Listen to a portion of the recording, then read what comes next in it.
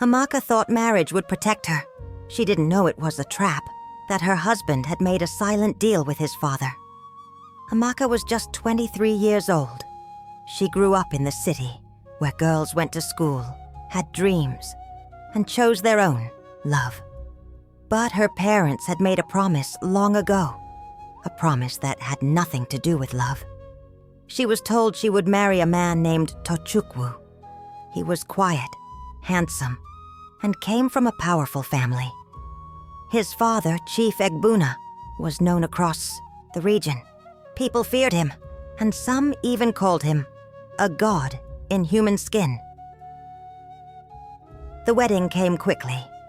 There was no long courtship, no time to know the man she would live with. Just gold, wrappers, music, and a bride price that made her parents weep with pride. At the wedding, Tochukwu smiled politely, but his eyes were distant, cold. He barely touched her. When Amaka asked her aunt, "Why does he look so sad?"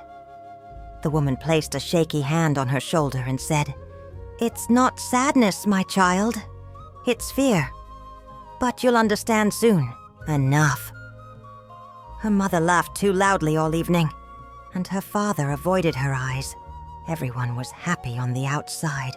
But deep down, Amaka felt it, as something was wrong. The wedding ceremony had ended, but the house felt strange. Amaka was tired. Her body ached from all the dancing and smiling. But inside her chest, a small fear had started to grow. It was something she couldn't name. Just a tightness she couldn't shake off. She had noticed things throughout the day. Little things, like how none of the village women looked her in the eye, how Tochukwu's mother wasn't at the wedding at all, and how, when Amaka asked about her, the reply was always the same. She is resting. But how could a woman rest on her only son's wedding day? Later that evening, just before she was led into the room she would share with her husband, 2 older women came to her. One of them placed a hand on her shoulder and said softly, "Be brave tonight. Do not scream. Do not run. Close your eyes, and it will be over quickly." Amaka stared at her, confused. "What are you talking about?" she asked. The women just smiled. One handed her a soft red wrapper. "Change into this," she whispered, "and wait for him. It is the way." They left without another word. Alone in the room, Amaka sat on the edge of the bed. She looked at herself in the mirror and tried to calm her heart. She was nervous. That was normal. It was her wedding night, after all. But something didn't feel right. Tochukwu had barely spoken to her all day. His hands had been cold. His eyes had avoided hers. "Maybe he's just shy," she whispered to herself. "Maybe it's just too much for him."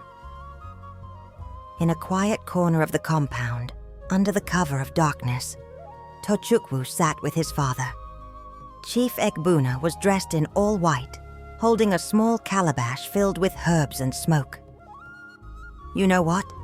Must happen tonight," the old man said, his voice calm. "You are my son. This is your duty. You did not question it when you were younger. Don't start now." Tochukwu looked away, his eyes filled with tears, but he said nothing.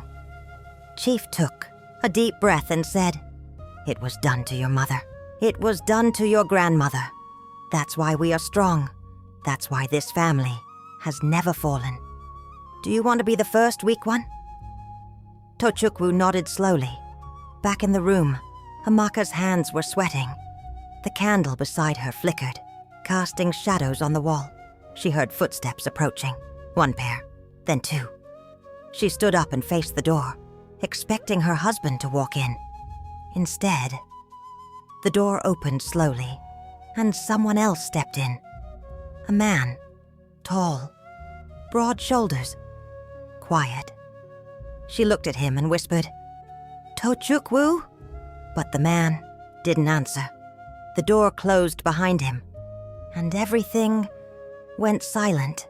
The man stood there in the doorway, silent. Amaka took a step forward, the candlelight flickering behind her.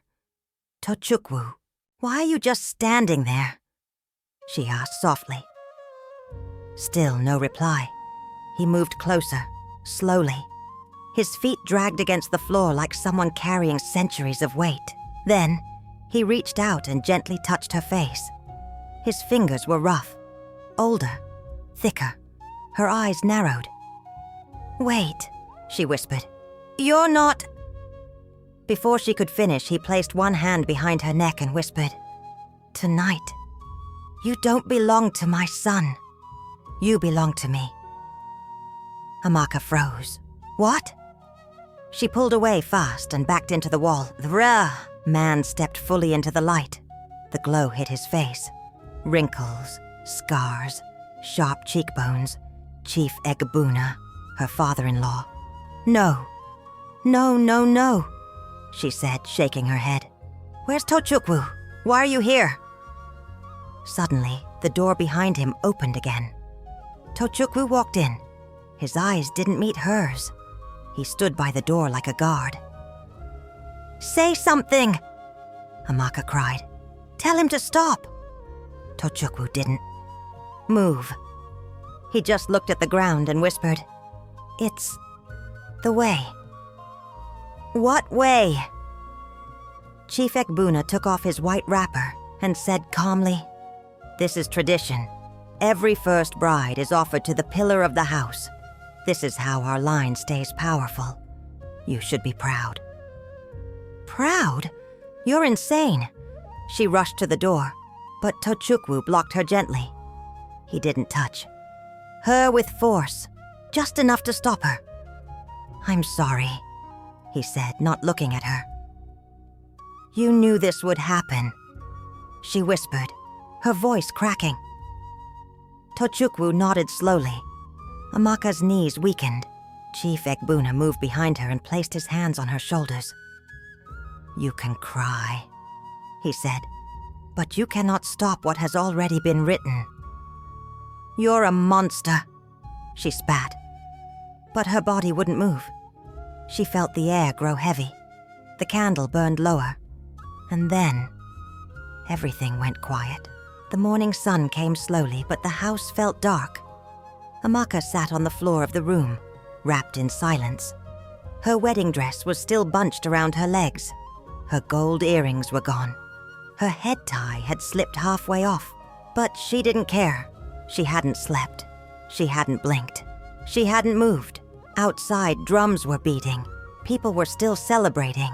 Chuka, the groom's uncle, was shouting praises. "A strong bride has joined the house. Let the wine flow." But Amaka could still feel Chief Egbuna's touch. His voice, his weight, his breath. She looked at the blood-stained bedsheet. The family had come in earlier and smiled when they saw it. They said, "Ah, she was untouched. The gods will bless this union." But no one knew the truth. No one knew it wasn't Tochukwu who had touched her. Later that afternoon, Amaka sat outside, under the mango tree. Tochukwu walked up to her quietly. He didn't speak at first. She didn't even look at him. After a while, he sat on the bench beside her. "I wanted to stop it," he said, "but I couldn't." She turned her head slowly. Her eyes were red, her face swollen. "You let him rape me," she said softly. "You locked the door." Tochukwu's throat tightened. "It happened to my mother too," he whispered, "and her mother before her." "So what?" Amaka snapped. "That makes it right?" "No," he said. "It makes it normal here." Amaka stood up. "Then your normal is evil." She looked him in the eye, voice trembling but strong. "You are not a husband. You are a weapon. And you let your father use me." Tochukwu didn't respond. He stared down at his hands. "He said it would keep our family strong. He said we would lose everything if we refused." Amaka's voice dropped low. "Then let everything burn," She turned and walked away. That night, she sat alone in the room again. She touched her stomach. She didn't want to, but her mind kept asking, what if something is already growing inside? She closed her eyes and whispered to the dark, God, if you are real, kill whatever is in me. But the silence answered back, and it was loud. Days passed. Amaka didn't speak much. She walked through the house like a ghost. The servants whispered about her, calling her the bride with fire in her eyes. But no one dared come close. Her mother came to visit. She saw the sadness in Amaka's face, but said nothing. She only placed her hand gently on her daughter's shoulder and whispered, endure, my child. Marriage is never easy. Amaka wanted to scream. Is this what women mean by endurance? She thought. Silence while men take everything? That night, she waited until everyone was asleep. Then, she crept through the hallway and opened a small wooden door near the back of the house. It led to a shrine, hidden, secret. Only the family knew of it. Inside were names written in chalk on black walls. Dozens of them. All women, all brides, all first wives who had served the pillar of the family, Chief Egbuna, before being allowed to become mothers. She searched for her name, and there it was, fresh. Amaka Egbuna, claimed. Her hands trembled. Her mouth went dry. She looked at the statue in the center, a figure with no eyes, holding a crown in one hand and a rope in the other. You call this power? She whispered.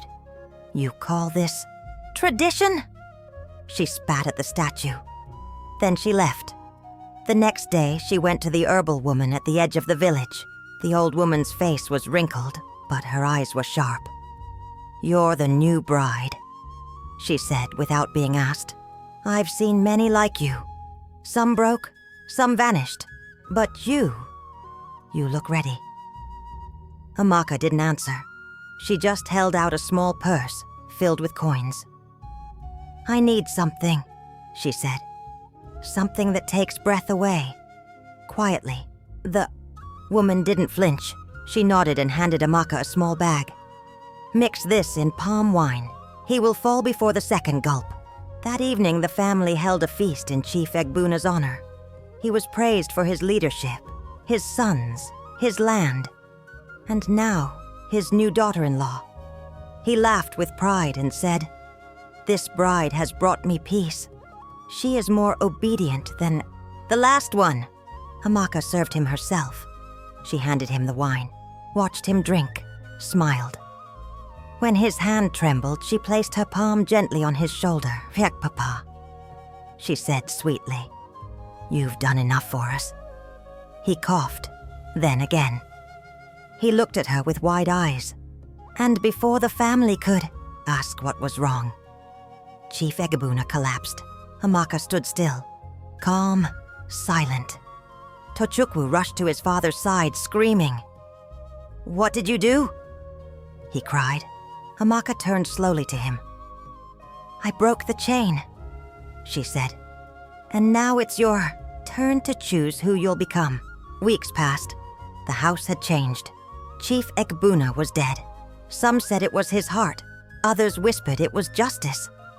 But no one spoke to Amaka directly. They feared her now. Tochukwu barely looked at her. Every time he did, all he could see was the night he stood at that door and did nothing. She didn't cry. She didn't leave. She just waited. Then one morning, the sickness returned. Her hands shook. Her stomach turned. She took a test. Positive. She sat in the bathroom, staring at the results, the same way she had stared at her wedding dress, frozen, quiet. But now, it wasn't fear in her chest. It was something colder. If this child belongs to him. She didn't finish the thought. She walked outside and stood beneath the mango tree where it all began. Months passed. She gave birth in silence. No celebration, no naming, no drums, just her, the child, and the truth that burned inside her. The boy looked just like Chief Egbuna. His eyes, his chin, even the way he clenched his fists. But when Amaka stared into his face, she didn't see the chief. She saw herself, and pain, and power. One afternoon, Tochukwu stood at the doorway, watching her rock the baby. "What will you name him?" he asked. She didn't answer at first. Then, without turning, she said, "Ize." "That means king." "Yes," she said, "but not yours, not your father's, mine." She looked up, her eyes sharp like blades. "He will never learn your family's ways. He will never kneel before curses. He will rule without shame." Tochukwu looked down. He nodded once and walked away. There, baby opened his eyes. He stared at his mother. And for a moment, Amaka froze. His eyes didn't just look old. They looked aware. "No," she whispered, "not again." But deep in her chest, she felt it. The curse had not died. It had only changed shape. And in this bloodline, power always finds a way back. 3 years later, Eze was different. He learned to walk before he turned one. He began to speak in full sentences before his second birthday. Servants said he had an old soul. One claimed she saw him speaking to no one, standing in a corner, whispering to air. Tochukwu never stayed in the house long. He couldn't look at the boy, not because of hate, but because of fear. One day, Amaka was washing Eze's feet in a clay bowl. He looked at her with calm, slow blinking eyes. "Mama," he said, "did you kill the king?" She froze. "What did you say?" "The king who touched you, the one with loud eyes. I see him in my dreams." Her hands began to shake. She dropped the sponge into the water. "Eze, where did you hear that?" "He told me," the boy said. "Who?" Eze pointed to the mirror. "Him." There was no one there, but Amaka's mouth went dry. She picked him up fast and hugged him tight. "You are not him," she whispered. "You are not what they were." But when she looked into his eyes again, she saw the same sharp gleam Chief Egbuna once had. That cold, calculating knowing. Only this time, it was trapped in the body of a child. In this bloodline, curses do not end. They learn how to hide. What do you think about this story? Do you know about this tradition? Let us know in the comments section.